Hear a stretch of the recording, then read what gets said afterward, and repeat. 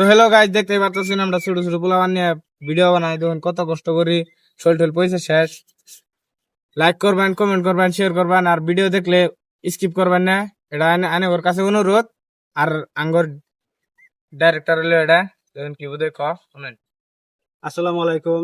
ধরুন আমরা ছোট বাচ্চা হলাম ভিডিও বানাইতেছি, সবাই ভিডিওটা দেখলে ভাই স্কিপ করবেন না, সবাই ভিডিওটা দেখবেন।